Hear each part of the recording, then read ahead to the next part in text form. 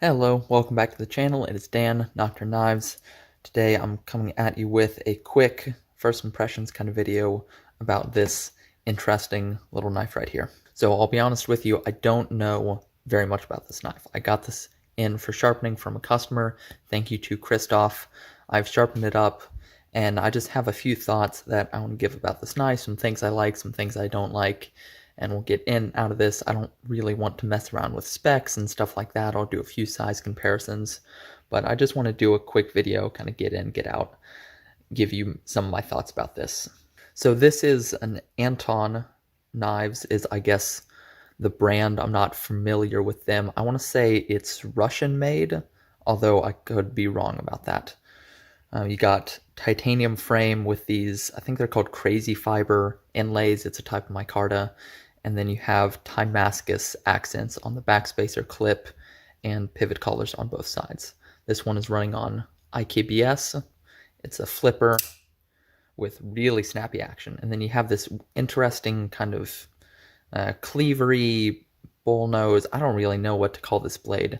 Very unique blade shape. I haven't really seen this on anything before. Overall size, we're looking at about 7 3/4 inches, coming in just shy, about a 1/4 inch short of this 8-inch mark. So a pretty nice size overall. Blade length, we're looking at 3.5 inches approximately, with 3 1/4 inches of cutting edge. I'll get a few size comparisons here. We've got Spyderco Para 3 and PM2. In terms of size, it's coming in pretty comparable to like the Para 3, slightly longer. In blade length, it's really close to the PM2 in both overall length and cutting edge.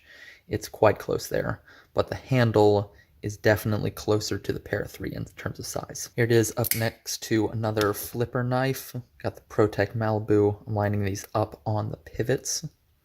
So really comparable in overall size to the Malibu. Blade length really similar, handle length and size are really similar there. Here's a TRM Atom, coming in a bit shorter than the Atom, and another higher end flipper knife. We have the Koenig Arius, coming in a lot smaller than the Koenig. There's some size comparisons out of the way. Now I'll talk about what I did on this knife. So this was sent in with some issues on the previous edge. Whoever sharpened this before, my customer Christoph was saying he sent this in to another pro who was supposed to be real reputable and good, but this guy, whoever he sent it into, put a really jacked up edge up into the choil area on this side especially, and it was super inconsistent from side to side. It looked absolutely terrible. It had like two totally different bevels on this side. It was really jacked up and it was all up, messing up into the choil area. I had to take this, I extended the choil. You can see here where the coating is gone in the choil area. So I extended it a lot out and up somewhat, and then totally put a new edge on it. This is at about 15 degrees, mirror polished on my Edge Pro. And that kind of work, getting that kind of work from a professional, is why I always recommend people check out and thoroughly vet the people who are going to be working on your expensive knives, because it was just really jacked up. It took a lot to repair. It's lost a decent amount of cutting edge now from that repair. It's had the choil extended. It was just just kind of terrible job. So if you're looking at a professional to do work on your knives, I would just highly recommend vetting them quite well. Like, look at their previous work, a lot of their previous work, maybe talk to some customers, ask for vouchers or to speak to some of that professionals, previous customers, stuff like that, especially if you have a nice knife that you're going to be sending them. But after doing that work and everything, we've come up with quite a nice edge indeed. It is screaming and just absolutely razor sharp. I mean, no resistance. It's barely making any noise in this phone book paper. See, it's me. I'm having trouble with the S cuts today for some reason. There we go. So yeah, it's just like really, really sharp. The weirdness in this edge is still coming in where you can see back at the heel, it gets a lot wider than up through the belly and at the tip, but there's no avoiding that because the grind just thickens up so much down at the heel and the choil area. And there's really no avoiding that width increase. So it's just kind of how it is. It looks fine in person. It's not a huge deal at all, and I tried to compensate as much as I could for that, but there was only so much I can do.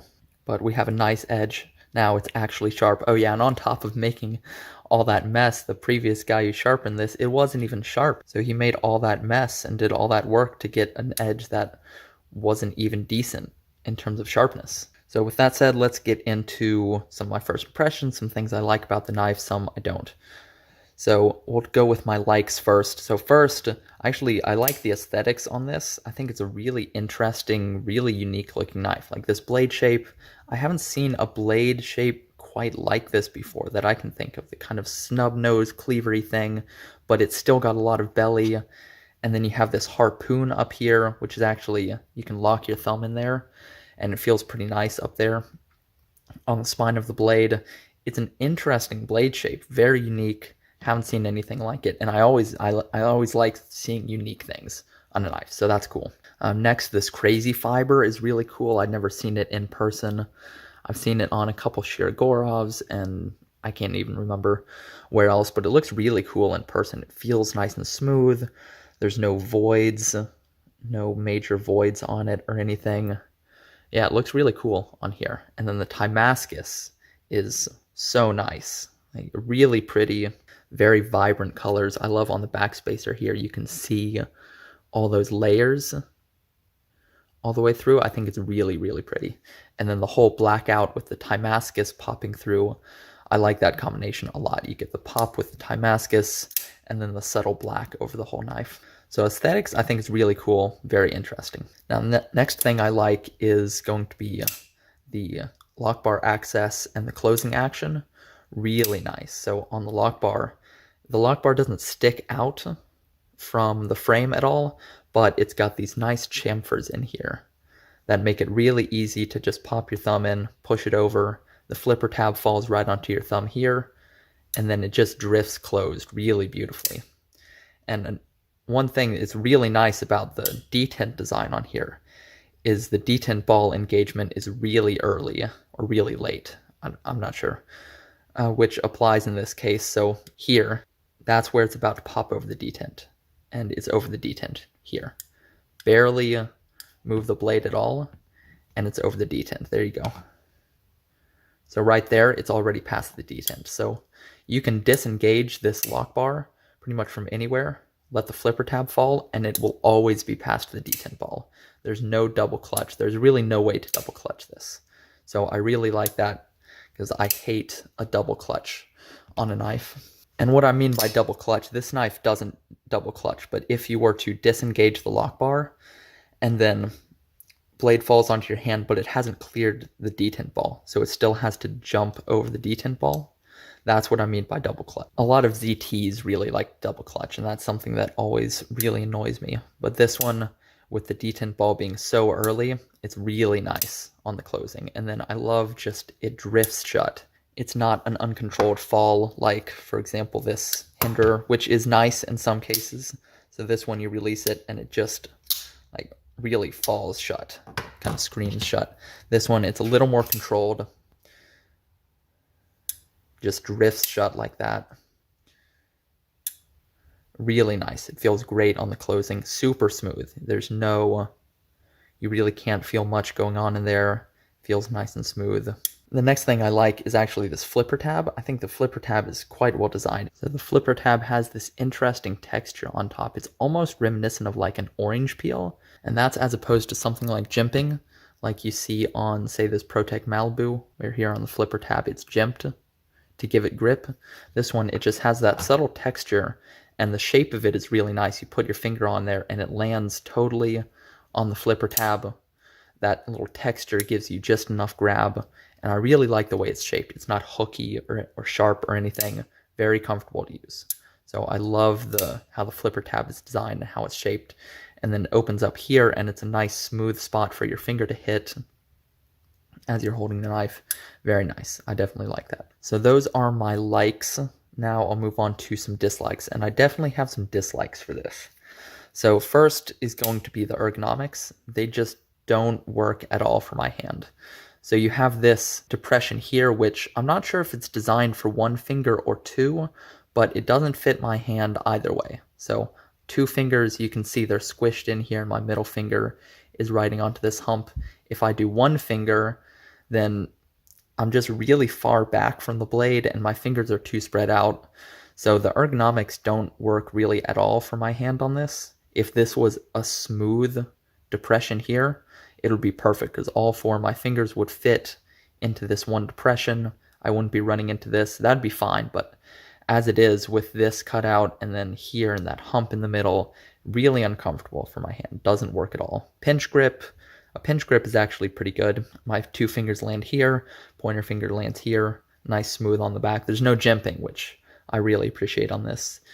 I'm not a big fan of jimping at all, so a pinch grip is really nice with no jimping, nothing sharp or anything like that. But really for a saber grip, a hammer grip, it's not comfortable for my hand. If you had smaller hands, I think, or maybe larger hands, where you could have one finger here, two fingers here, pinky rests here, that'd be fine. Or you're smaller and you can get two fingers in there, that'd be fine as well. But for my hand size, which is like a medium plus, kind of on the small side of large, it doesn't work that well. So my next dislike is going to be the detent strength. So I really think the detent is too strong on this. Like, it's really strong. Properly quite stiff. This is probably the stiffest detent that I can remember handling. You have to really grab the flipper and pull really hard. The detent is properly very strong, and you might be able to see here as the lock bar, as the detent falls into the hole, you can see how high the lock bar is, and then look at how low down it goes. That's how much detent engagement there is. So there's so much detent engagement, and you might be able to see the detent ball there, right there at the top of the lock bar. There's so much of it sticking out that it just engages so deeply and makes the detent strength so hard that it's legitimately a little bit hard to flip. And I've definitely slipped. It's easy to slip off the flipper tab. I've done that a lot. Even with the bit of texturing here, it's still real easy to slip off of it. So I think the detent strength is absolutely too high on this. Okay, and then my last dislike, I think, is going to be the pocket clip generally. It just has a really weird shape to it. Like, I'm not sure why it's bowed this way. I think it would make much more sense to be bowed this way. It would flow with the lines of the handle more, and then you can see here how there's almost no ramp to it. So if you had thick pocket seams, or say on jeans or work pants or anything with a thicker pocket seam, I really don't think this clip would go over it at all. It's also got really high tension. So I think from a functional standpoint and from an aesthetic standpoint, I'm not a fan of this clip. Got a small ramp and just it curves the wrong way. And I think that's all I have to say about this knife. It's definitely an interesting knife, a unique design. But oh yeah, one other thing I don't like, it's got IKBS. So loose bearings in there, that's always a massive hassle to mess with. Loose bearings of any kind, not big on that. So it's going to make disassembly and maintenance really tricky. Oh, and then the other thing is the sharpening choil was far too short and way too small. So you can see even after extending, there's some flare at the back of the edge. It's not recurving or anything, but you can see it gets significantly wider. So the sharpening choil combined with the grind, not my favorite there. So I think the sharpening choil needed to be far larger, or the grind needs to be a more consistent thickness from the belly and tip into the heel section. So those are my thoughts on the knife. Very interesting, very unique. Honestly, I'm not a huge fan of it for me personally, but if you really like this design, it's a pretty well-made knife. Otherwise, like, the action is nice, it's well-centered, all the tolerances are nice, the backspacer, clip, and the pivot and everything, it all feels really nice.